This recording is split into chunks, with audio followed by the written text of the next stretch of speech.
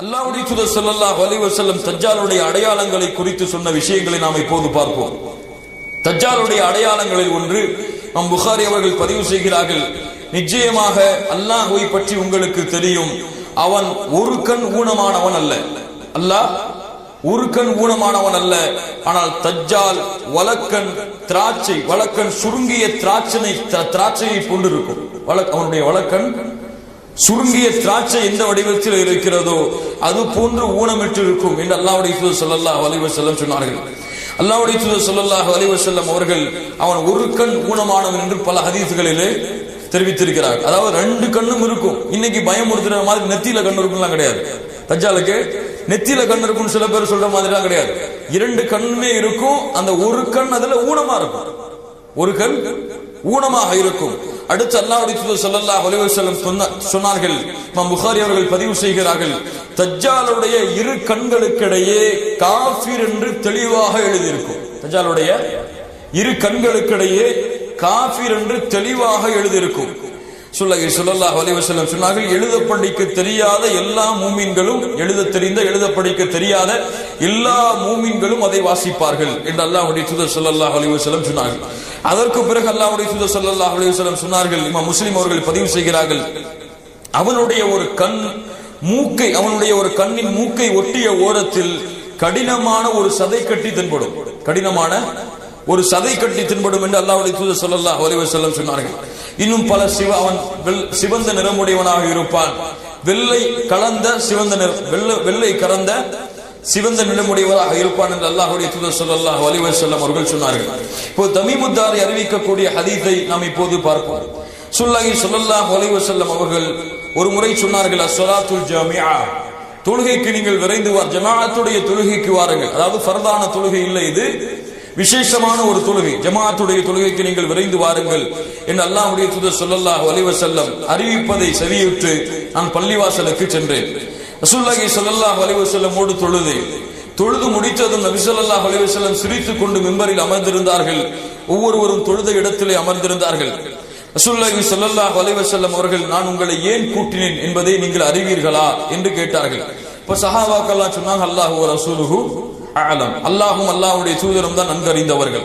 அப்போது சொன்னார்கள், அச்சமூட்டவோ ஆர்வமூட்டவோ உங்களை நான் கூட்டவில்லை.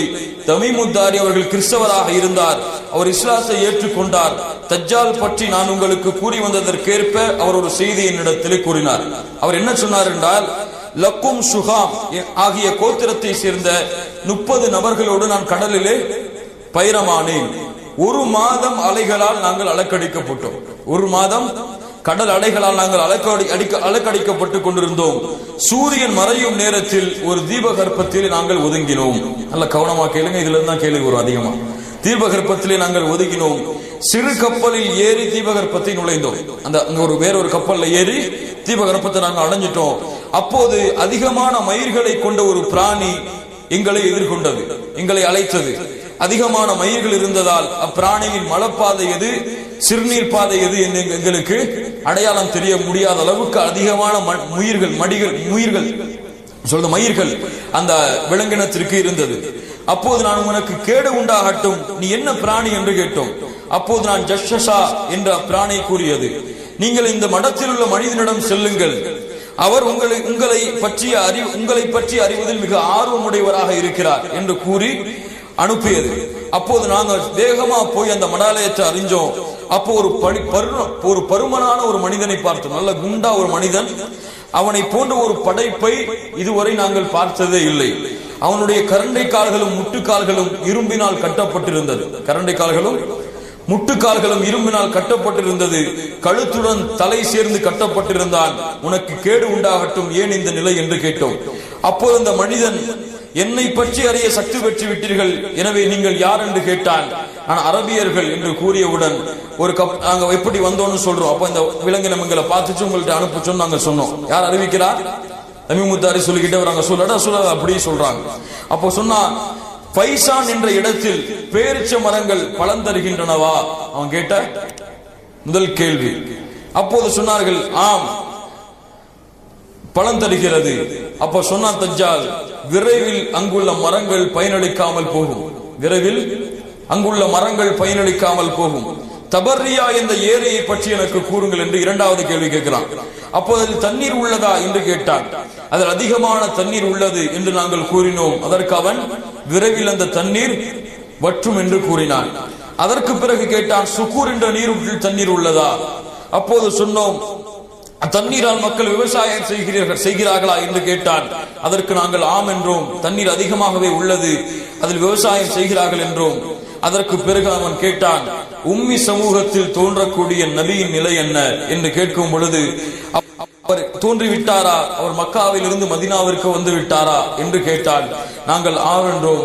அரபுகள் அவருடன் போர் செய்தார்களா என்று கேட்டான். நாங்கள் ஆம் என்றோம்.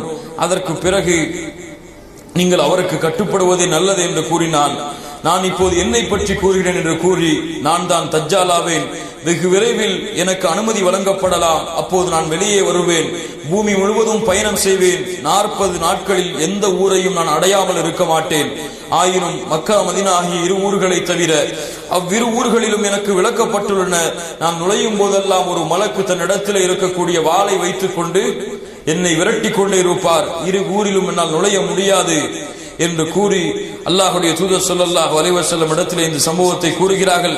அதற்கு பிறகு ரசூலுல்லாஹி ஸல்லல்லாஹு அலைஹி வஸல்லம் தன்னுடைய கைத்தடியால் சொல்லிக் கொண்ட ரசூலுல்லாஹ் மிம்பர்ல தட்டுறாங்க, இது மதீனா தைபா தூய நகரம், இது தைபா தூய நகரம், இது தைபா என்று கூறிவிட்டு, இதே விஷயத்தை முன்பே நான் உங்களிடம் கூறியிருக்கிறேன் அல்லவா என்று மக்களிடத்திலே கேட்டார்கள். மக்கள் ஆம் என்று சொன்னார்கள். அறிந்து கொள்க, நிச்சயமாக அவன் ஷாம் நாட்டின் கடல் பகுதியில் இருக்கிறான், அவன் யமன் நாட்டில் கடல் பகுதியில் இருக்கிறான், இல்லை இல்லை அவன் கிழக்கு திசையில் இருக்கிறான் என்று 3 முறை அல்லாஹ்வுடைய தூதர் ஸல்லல்லாஹு அலைஹி வஸல்லம் கூறினார். இந்த அறிவிப்பு இதோடு முடியுது. அப்ப தஜ்ஜாலை பற்றி அல்லாஹ்வுடைய தூதர் ஸல்லல்லாஹு அலைஹி வஸல்லம் கூறிய அடையாளங்கள் இதுதான். அவன் தன்னை கடவுள் என்று வாதிடுவான், பல அற்புதங்களை நிகழ்த்துவான். வானத்திலிருந்து மழையை பொழிய வைக்க சொல்லுவான், மழை பொய்யும். பூமியிலிருந்து தாவரங்களை விளைவிக்க சொல்லுவான், விளைவிக்கும்.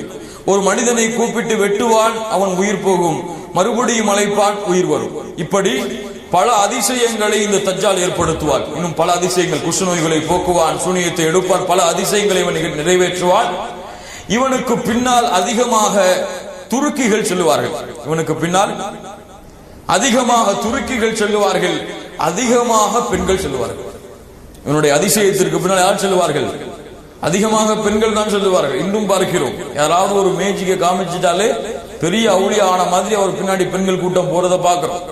இதை பார்த்தவுடன், பெண்கள் கூட்டம் அதிகமாக பார்த்ததை உடன் ஆண்கள் எல்லாம் வீடுகளுக்கு வேக வேகமாக வந்து தங்களுடைய மனைவிமார்களையும் தங்களுடைய பிள்ளைகளையும் கயிற்றால் கட்டி விடுவார்கள். எங்க போயிருவாங்களோன்னு பயந்து கயிற்றாலும் கம்பிகளாலும் அவர்களை கட்டி பிணைத்து விடுவார்கள். அந்த அளவு இவனுடைய குழப்பம் இருக்கும். இவனை பலஸ்தீனிலே ஒரு இடத்திலே வைத்து, துர் என்ற ஒரு இடத்திலே, லுத் என்ற ஒரு இடத்திலே வைத்து ஈசா அலைஹிஸ்ஸலாத்து வஸ்ஸலாம் அவர்கள் கொல்லுவார்கள் என்று அல்லாஹ்வுடைய தூதர் ஸல்லல்லாஹு அலைஹி வஸல்லம் அவர்கள் சொன்னார்கள். இது போதும் தஜ்ஜாலை பற்றி நாம் தெரிந்து கொள்வதற்கு. தஜ்ஜாலை விட்டு பாதுகாப்பதற்காக அல்லாஹ்வுடைய தூதர் ஸல்லல்லாஹு அலைஹி வஸல்லம் அவர்கள் 4 விஷயங்களை சொன்னார்கள். ஒன்று, தஜ்ஜாலை விட்டு பாதுகாப்பதற்கு முதலாவதாக ஈமான் இருக்க வேண்டும். இரண்டாவது, ஒவ்வொரு அத்தஹியாத்துடைய தொழுகையிலும் அல்லாஹ்வுடைய அத்தஹியாத்துடைய நிலைமையில் அல்லாஹ்வுடைய தூதர் ஸல்லல்லாஹு அலைஹி வஸல்லம் தஷஹ்ஹுடைய அந்த நிலைமையில் அல்லாஹும்ம இன்னி அஊது பிக மின் ஃபித்னத்தி மஸீஹித் தஜ்ஜால் என்ற ஒரு துஆவை அல்லாஹ்வுடைய தூதர் ஸல்லல்லாஹு அலைஹி வஸல்லம் ஒவ்வொரு தொழுகையிலும் ஓதச் சொன்னார்கள். இது இரண்டாவது. மூன்றாவது, சூரத்துல் கஹ்ஃபுடைய முதல் 10 வசனங்களையும் கடைசி 10 வசனங்களையும் யார் மனனம் செய்கிறார்களோ அவர்களுக்கு தஜ்ஜாலுடைய சோதனையிலிருந்து பாதுகாப்பு கிடைக்கும் என்று சொன்னார்கள். தஜ்ஜாலை நீங்கள் கண்டால் சூரத்துல் கஹ்ஃபுடைய முதல் 10 வசனங்களை நீங்கள் ஓதுங்கள் என்று அல்லாஹ்வுடைய தூதர் ஸல்லல்லாஹு அலைஹி வஸல்லம் சொன்னார்கள். நான்காவது, மக்கா மதீனாவிலே அடைக்கலமாகுதல். மக்கா மதீனா, ரசூலுல்லாஹி ஸல்லல்லாஹு அலைஹி வஸல்லம் மேலும் சொன்னார்கள், பைத்துல் முகத்தஸ், தூர் மலைக்கு கீழே உள்ள மஸ்ஜிது தூர், இந்த 4 பள்ளிகளை தவிர வேறு எல்லா இடங்களிலும் பூமியிலே அவன் சுற்றித் திருவான். 40 நாட்கள் இந்த பூமியிலே வாழ்வான். அதிகமான எண்ணிக்கை அல்ல, ஆனால் உலகம் முழுவதும் சென்று பல குழப்பங்களை, ஃபித்னாக்களை ஏற்று தன்னை கடவுளாக நம்ப வைப்பான். பிறரை ஒரு கையிலே சொர்க்கத்தை வைத்திருப்பான், மறுகையிலே நரகத்தை வைத்திருப்பான். யார் அவனுடைய சொர்க்கத்திலே நுழைகிறார்களோ அவன் நரகத்திலே நுழைவார்கள், யார் அவனுடைய நரகத்திலே நுழைகிறார்களோ அவர்கள் சொர்க்கத்தில் நுழைவார்கள் என்று அல்லாஹ்வுடைய தூதர் ஸல்லல்லாஹு அலைஹி வஸல்லம் சொன்னார்கள். இவன் பலஸ்தீனில் யுத் என்ற இடத்திலே ஈசா அலைஹிஸ்ஸலாத்து வஸ்ஸலாம் அவர்களால் கொல்லப்படுவான். இது போதும் தஜ்ஜாலை பற்றி ரசூலுல்லாஹி ஸல்லல்லாஹு அலைஹி வஸல்லம் கூறினார். இரண்டாவதாக ஈசா அலைஹிஸ்ஸலாத்து வஸ்ஸலாம் அவர்கள் இறங்குவார்கள். ஈசா அலைஹிஸ்ஸலாத்து வஸ்ஸலாம் அவர்கள் அல்லாஹ்வால் அனுப்பப்பட்ட ரசூலுல்லாஹி ஸல்லல்லாஹு அலைஹி வஸல்லம் அவர்களுக்கு முன்னால் அனுப்பப்பட்ட நபிமார்களில் ஒருவர். ரசூலுல்லாஹி ஸல்லல்லாஹு அலைஹி வஸல்லம் அவர்களுடைய காலத்திற்கு முன்னால் அனுப்பப்பட்ட இவர்கள் கொல்லப்படவில்லை, இவர்கள் கொல்லப்படவும் இல்லை, சிறுவையில் அடைக்கப்படவும் இல்லை. அல்லாஹ் ரப்புல் ஆலமீன் தெளிவாக சொல்கிறான், வமா கதலூஹு வமா ஸலபூஹு, இவர் கொல்லப்படவும் இல்லை, சிலுவையில் அறையப்படவும் இல்லை, வலாக்கின் சுப்பிஹ லஹும், இவரை போன்ற ஒரு தோற்றமாக மாற்றப்பட்டார் ஒருவர் என்று அல்லாஹ் ரப்புல் ஆலமீன் சொல்கிறான். வமா கதலூஹு யகீனா, உறுதியாக இவர் கொல்லப்படவில்லை, பல் ரஃபஅஹு அல்லாஹு இலைஹி, அல்லாஹ் ரப்புல் ஆலமீன் தன்னிடத்தில் இவரை உயர்த்தி கொண்டான் என்று அல்லாஹ் ரப்புல் ஆலமீன் குர்ஆனிலே சொல்கிறான். ஈசா அலைஹிஸ்ஸலாத்து வஸ்ஸலாமுடைய அந்த சந்திப்பை ரசூலுல்லாஹி ஸல்லல்லாஹு அலைஹி வஸல்லம் மேராஜுடைய பயணத்திலே சந்தித்தார்கள். அவருடைய அங்க அடையாளங்களை சொன்னார்கள். அவர் உயரமானவராகவும் இருக்க மாட்டார், குட்டையானவராகவும் இருக்க மாட்டார், நடுத்தர உயரமுள்ளவராக இருப்பார், சிவந்த நிறமுடையவராக இருப்பார். அவருடைய தலைமுடி நீளமானதாக நேரானதாக இருக்கும், தலைமுடி நீளமானதாக நேரானதாக இருக்கும். இவர் பலஸ்தீனிலே உள்ள திமஸ்கு தேசத்திலே உள்ள வெள்ளை மனாராவின் மீது இறங்குவார். இவர் ஈசா அலைஹிஸ்ஸலாத்து வஸ்ஸலாம் அவர்கள் திமஸ்கு தேசத்திலே உள்ள வெள்ளை மனாராவை, இன்னும் இருக்கு அந்த வெள்ளை மனாரா, அந்த வெள்ளை மனாராவின் மீது அவர் இறங்குவார். 2 ஆடைகளை உடுத்துக் கொண்டு மலக்குகளுடைய ரேகையில், மலக்குடைய ரெக்கையில் தன்னுடைய கையை வைத்துக் கொண்டு அவர் இந்த பூமியில் இறங்குவார்.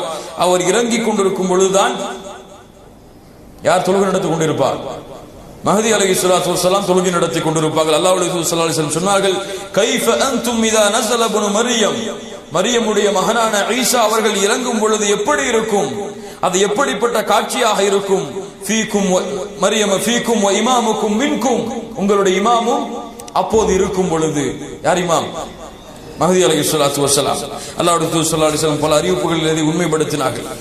ஈசா அலைஹிஸ்ஸலாத்து வஸ்ஸலாம் வந்து இந்த பூமியிலே வாழ்வார்கள். இந்த பூமியிலே அவர்கள் வாழும் பொழுது பல அழைப்பு பணியை செய்வார்கள். கிறிஸ்தவர்களுக்கு அழைப்பு பணி செய்வார்கள், பன்றிகளை கொலை செய்வார்கள், கிறிஸ்துவ பேராலயங்களை இடித்து தகர்த்துவார்கள் என்று பல அறிவிப்புகள் வந்திருக்கிறது. ஈசா அலைஹிஸ்ஸலாத்து வஸ்ஸலாம் கடைசியாக தஜ்ஜாலை லுத் என்ற இடத்திலே, பலஸ்தீனில் லுத் என்ற இடத்திலே வைத்து கொலை செய்வார்கள். மிகப்பெரிய போராக இது இருக்கும். இப்ப ஈசா அலைஹிஸ்ஸலாத்து வஸ்ஸலாமிற்கு பிறகு யஜூஜ் மஜூஜ் இவர்களை அல்லாஹ் ரப்புல் ஆலமீன் அனுப்புவான். இவர்கள் துல்கர்னை என்று அழைக்கப்படக்கூடிய அரசனால் ஒரு மிகப்பெரிய இடத்திலே இரும்பு பாலங்களால் செம்புகளை உருக்கி நெருப்பை வைத்து கட்டப்பட்டவர்கள். ஒவ்வொரு நாளும் அவர்கள் தங்கள் அந்த இரும்பை உடைக்க முயற்சி செய்து கொண்டே இருக்கிறார்கள். மாலை வந்தால் அது உயர்ந்து விடும் என்று அல்லாஹ்வுடைய தூதர் ஸல்லல்லாஹு அலைஹி வஸல்லம் சொன்னார்கள். இன்று முகம் பெருத்தவர்களாக இருப்பார்கள், கண்கள் சிறியவர்களாக இருப்பார்கள்.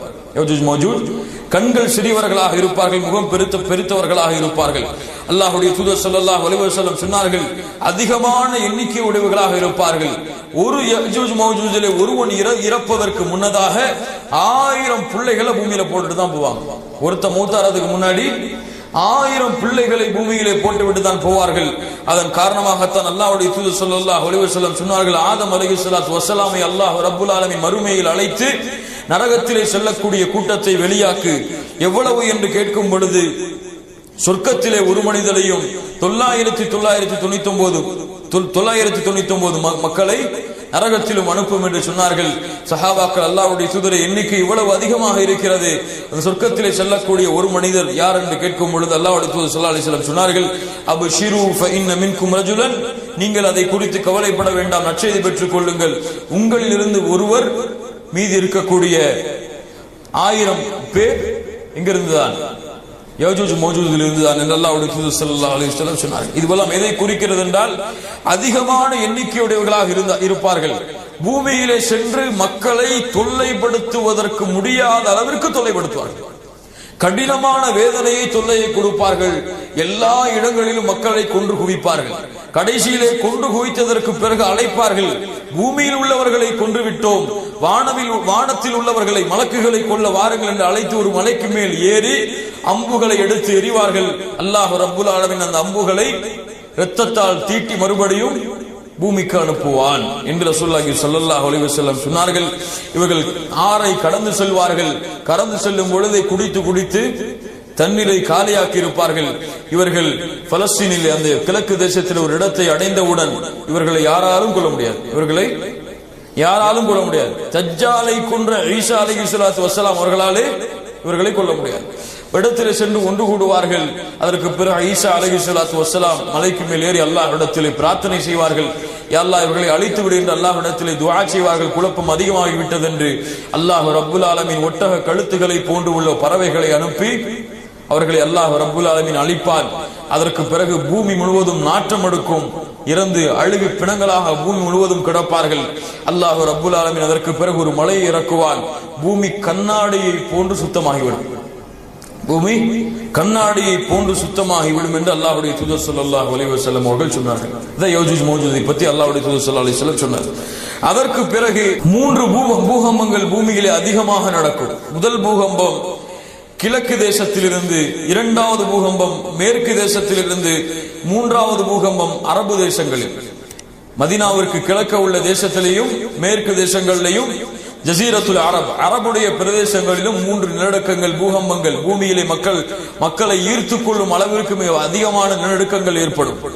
அதற்கு பிறகு தாப்பா ஒரு கால்நடை வரும். ஒரு கால்நடை பூமியில் இருந்து வரும். இந்த பூமியிலிருந்து வெளியேறும். இந்த பூமியிலிருந்து வெளியேறக்கூடிய இந்த தாப்பா மூசா அலைஹிஸ்ஸலாத்து வஸ்ஸலாமுடைய கம்பை தன்னிடத்தில் வைத்திருக்கும். மூசா அலைஹிஸ்ஸலாத்து வஸ்ஸலாமுடைய அஸா, அந்த அஸாவை தன்னிடத்தில் வைத்திருக்கும். கையிலே முத்திரை. யாருடைய முத்திரை?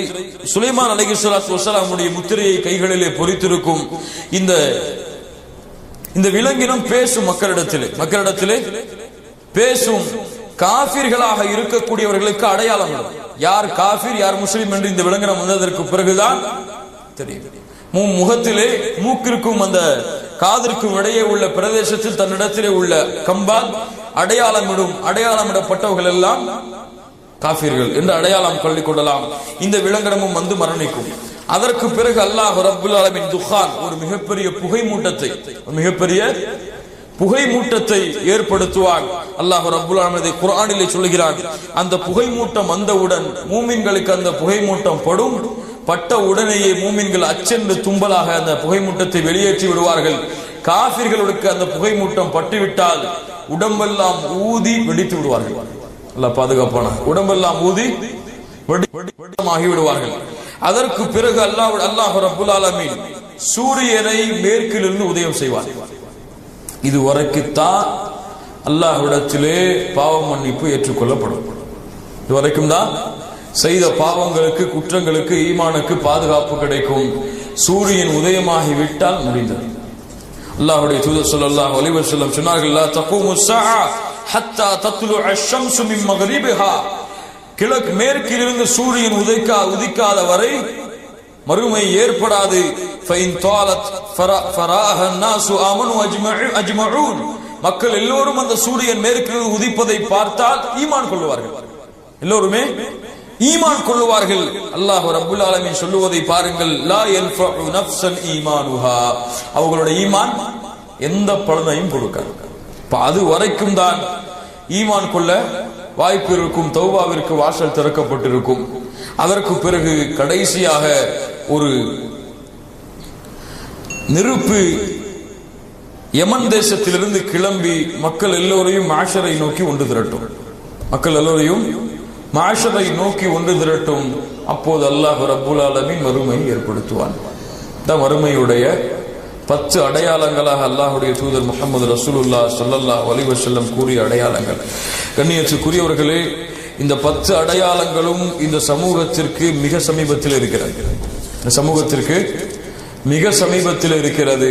ஒவ்வொரு அடையாளங்கள் நடந்துவிட்டால் அடுத்தடுத்து அல்லாஹ் ரப்புல் ஆலமீன் மறுமையை ஏற்படுத்துவதற்கு ஆயுத்தமாகி விடுவான். அதற்கு பிறகு சூர் ஊதப்படும். மக்கள் எல்லோரும் மரணிப்பார்கள். 2வது சூர் ஊதப்படும். மக்கள் எல்லோரும் அல்லாஹ் ரப்புல் ஆலமீனுக்கு முன்னால் ஒன்று கூட்டப்படுவார்கள். உலக வாழ்க்கை, இந்த பூமியுடைய அமைப்புகள் அதோடு முடிந்தது. குல்லு மன் அலைஹா ஃபான் வ யப்கா வஜ்ஹு ரப்பிக துல் ஜலாலி வல் இக்ராம்.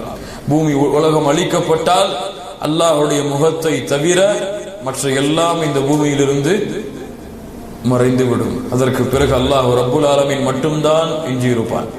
قولي هذا واستغفر الله لي ولكم واستعفي عني عنكم. السلام عليكم ورحمة الله وبركاته.